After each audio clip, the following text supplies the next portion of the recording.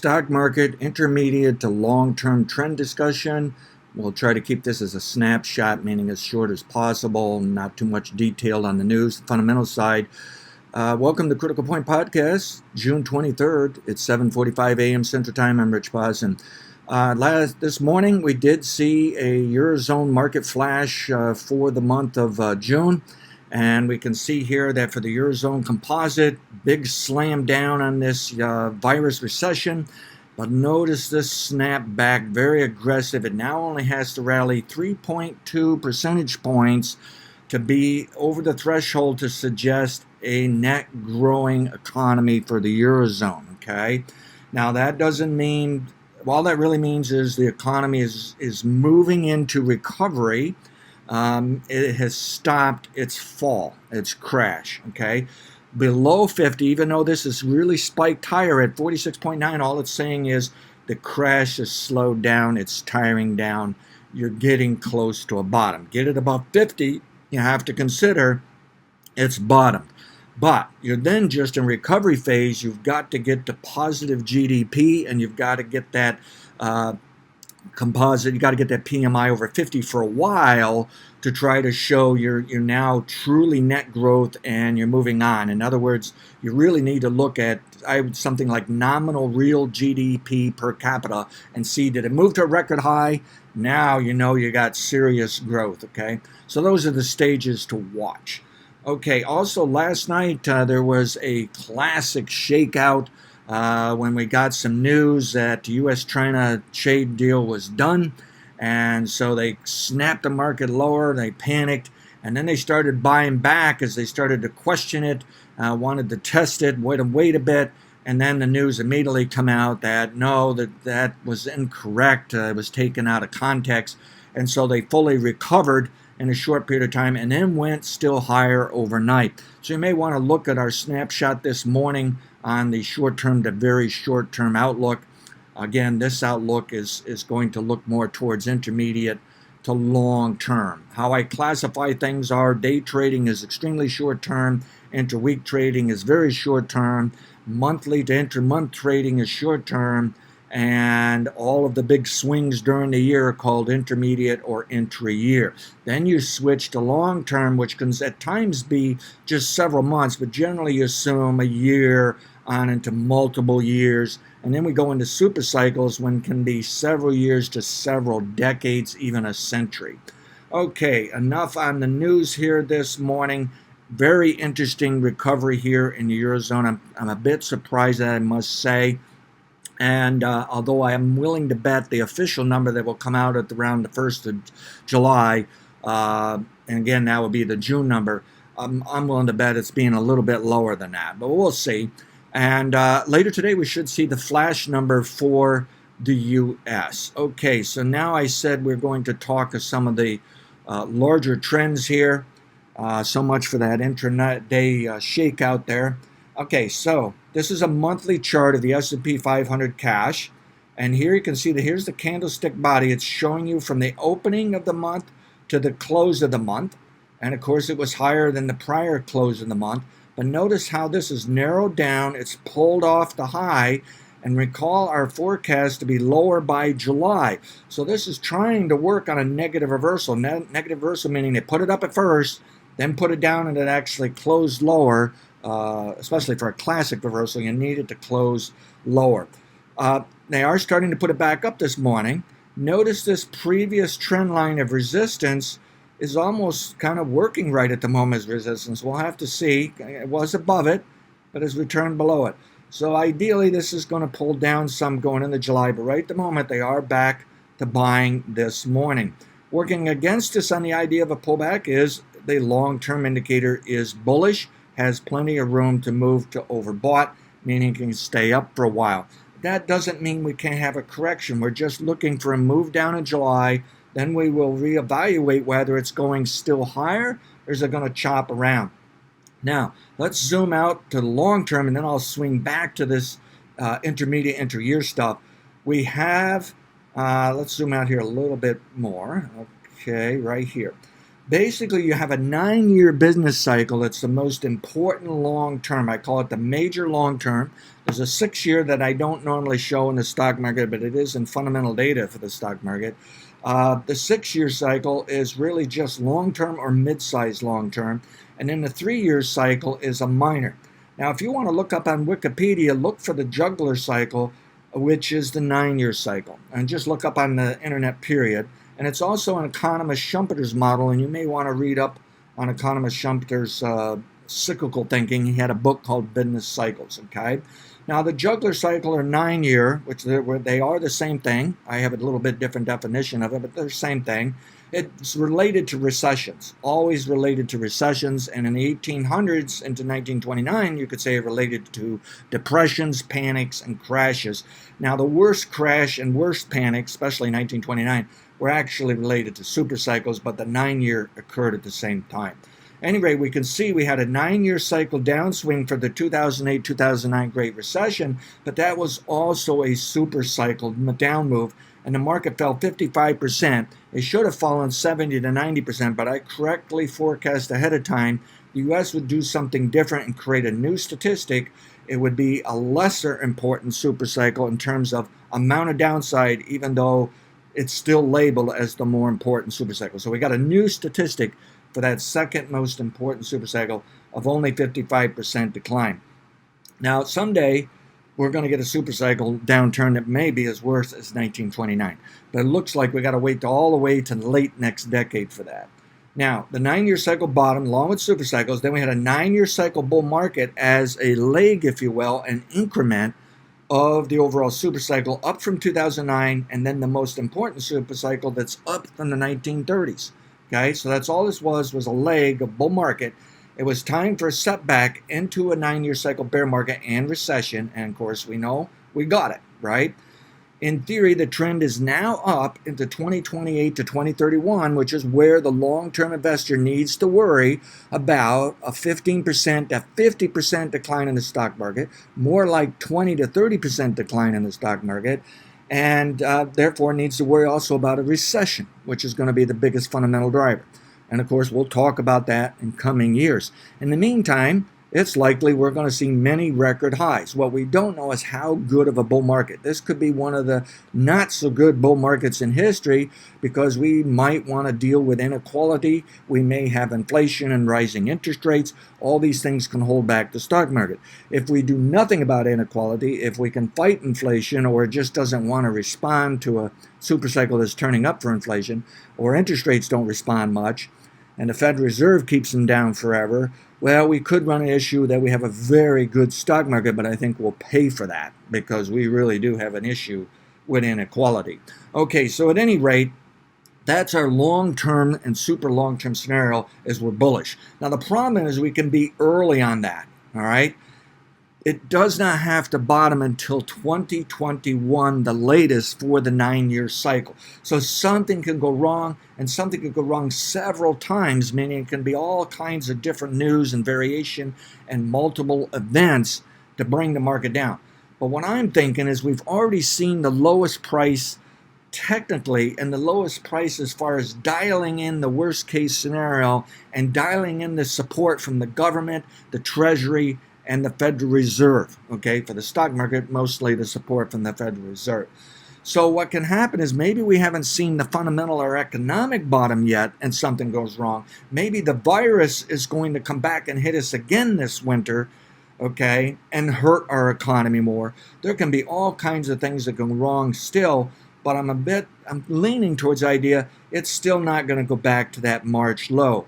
All right, so what we're drawing here, some of you ask, well, what are all the variations, variables, all the different scenarios? What can you show us for a range of price possibilities? Well, it can be anywhere from a record high all the way through next year, all the way down to maybe the 2400s area, maybe even down to 2300s, okay?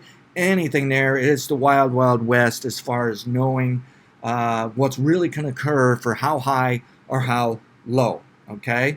So that's what we got to watch out for, and I still say Europe and portions of Asia have not bottomed long term and are likely to go down in their stock market. Some of them, not all of them. Now, at the same time, though, they may respect the low of the year. They may not go actually lower. They just pull back some and put in a bottom. Whereas the U.S., even if it's put in a bottom, can still pull back some. So it's kind of like we got this overlap that even if you're long-term bullish, you have to allow for a roller coaster trading range.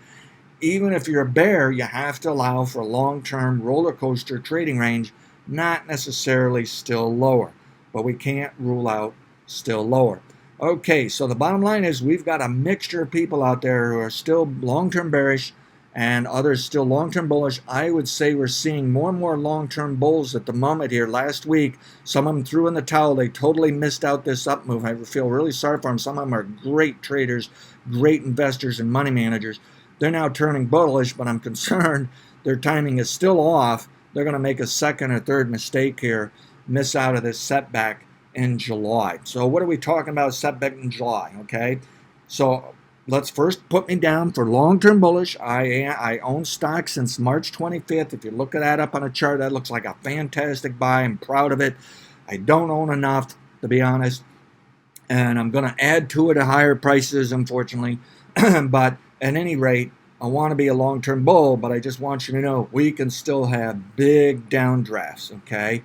Now, I don't want to buy here. Maybe I'll be forced into it, but I don't want to buy at these levels, okay?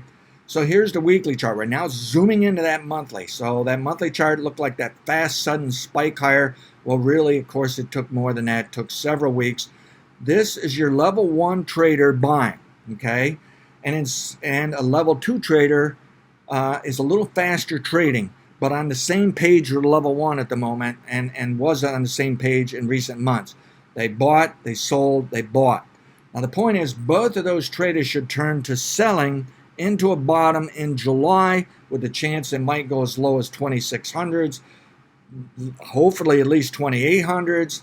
But now I'm concerned maybe it's only 2900s, maybe around 3000. So it's already met the minimum downside price objective, but has not met the amount of time, meaning the beauty of this type analysis isn't that it can pick smart prices, which is what everybody tries to do, and I say nobody's really that good at it. The bottom line is the most important information is how long will it take them to get done selling? How long will it take them to get done buying? And what is, right, the market is right in this gray zone, which is price and type objectives, saying time is running out for them that they ought to be done buying. In addition, this modeling warns us of when we're going to get news change, this news cycle flips, which I would call more short-term and not so much long-term and more of, just headline stuff to kind of scare or get people excited. But it can also be what I call the S&D, the supply and demand, the long-term stuff, meaning we can actually get fundamental development so we have proof to jump in and or out to do something. So what this is also a forecast for net bearish news cycle and maybe even a long-term fundamental scare, some kind of fundamental development here. That could be the virus coming back. That could be U.S.-China trade issues and still issues maybe with Hong Kong. We'll see. At any rate, this weekly stochastic indicator is bearish, wide enough spread to assume chance for lingering downside momentum. So it's going to take a bit higher price than this to turn this around to a buy signal. And it's not near mid-range, which is where you expect a secondary buy. It's far from oversold, where you would expect a normal buy signal. It's just leaving oversold, which is where you would expect a sell signal. So here's the key. With the NASDAQ pounding out record highs, we have to be concerned the S&P 500 is going to follow like a little doggy on a leash, okay? And so it's possible this is going to take a while. It's possible this is going all the way back up and take out the recent high. And it's not even going to top out the week of July 6th, which is the latest, but I prefer it tops out this month. For the moment, the model is saying the market topped out for the S&P 500 and the Dow Jones and other correlating indexes. It topped out 2 weeks ago, okay? But all that's going to occur if the market were to go higher this week and next week is it's just going to simply say, okay, strike one, keep throwing darts, let's look for another sell signal, look for at least a negative weekly reversal to be that sell signal, okay? Now, in the NASDAQ, it's already had strike one against it. We called the top, We're wrong as of this week, and now we got to look for it again because the model's not picking up signs to give up. Okay? So we still believe this has to pull back to level 1. Now, the higher it goes, the more we have to consider raising these downside objectives, but it doesn't change the true timing, the time, the dates, okay? So it's still suggesting a setback even if it's more bullish than we anticipate, okay? So what would be a sign of turning back down? Well, take out this week's low, okay? And that's at 3,027.25 on the September futures, okay? Takes out today's low, this week's low, you've got at least a level 3 downtrend, and maybe it'll be over quickly and right back up again. But the point is you have to consider you're starting another leg lower into this level 1, level 2 bottom. Now here's something else we've looked at because you asked for more detail of what's going on in the future. The model's saying, okay, it should fall, it should rise, fall, rise, fall. These are not price objectives. These can be all over the place. But the interesting thing is, using some subjective analysis, some of my own opinion, mixed with the model analysis, looking farther out, I'm not ruling out a chance there's an actual lower bias all the way into October, November, which should be a seasonal bottom, and normally November and December are up. But an overall bias here, even though you also want to consider an overall sideways. So the best forecast is saying not higher into October, okay? But we could be wrong on that. It could be higher. Who knows? All I'm showing you is they're going to sell, they're going to buy, they're going to sell, they're going to buy, they're going to sell. And we have two of the most important sells, one occurring now and one over here in the fall months in September and October, normally the weakest months. Doesn't work all the time, but something to consider. Why am I telling you all this if you're just a long-term investor? Well, you want to realize you can see it fall 10%. Okay, and still be in a long-term bull market, and maybe that 10% is another opportunity to buy long-term. At least it helps you, even if you're not going to do anything about it. Instead of sticking your head in the sand like some people want to train long-term investors to just say be so disciplined and stay so long-term. It's nice to know some of the twists and turns, even though you're not going to do anything about it, because if those twists and turns, if that forecast also says, but it's still a long-term bull market, it actually raises your confidence to be disciplined. You just go ahead, lose some of that money, and say, you know, it's all going back up. You feel a bit more confident about it. So hopefully you'll find that this is kind of helpful. Meanwhile, for those of you looking for buy opportunities during the year, if you even like to trade some of the swings during the year, this is what we have. Sell, buy, sell, buy, sell. And it might be as sell, buy all the way out to here, sell. It could be that infrequent of trading.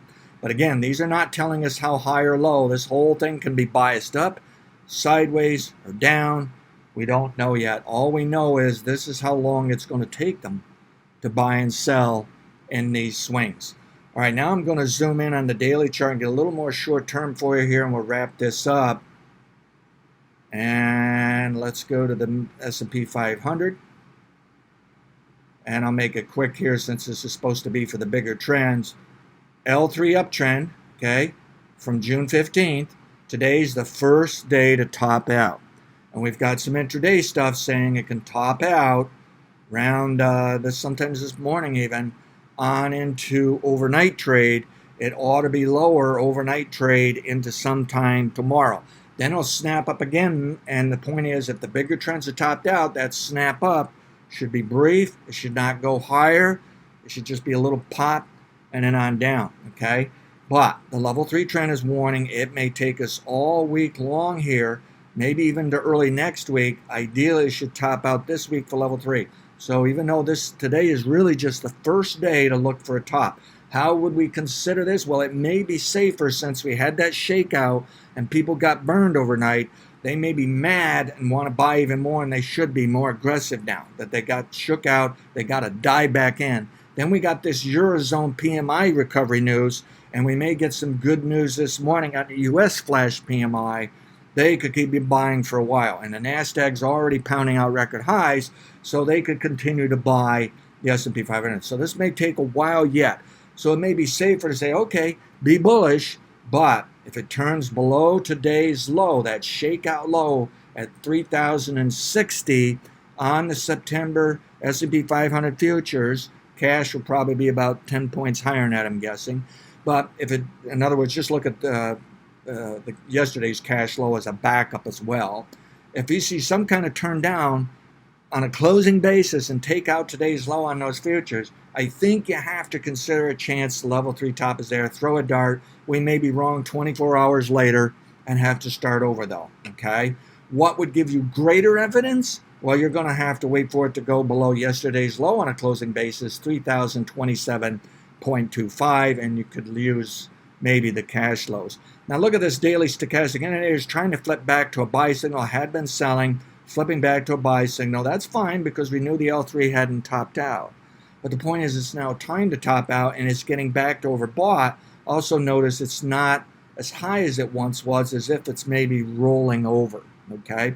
So I don't trust this rally, even though the intraday stuff looks strong now. You had that shakeout overnight, and it's probably taught people just buy, no matter how bad the news, buy.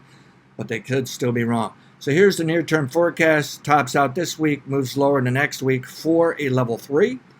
The level 3 then turns up a little bit and then moves still lower into another level 3, and the earliest for the L2 level 1 bottoms due in July. Meaning the earliest, meaning another level 3 could be just a little pop and then still lower late July as the larger trends extend, delays. It takes them longer to get done selling. The sellers create bottoms. You have to get them to stop selling. Buyers create tops. You have to get them to stop buying, okay? So here we go. Here's the NASDAQ, and we can see level 1 trader's been buying.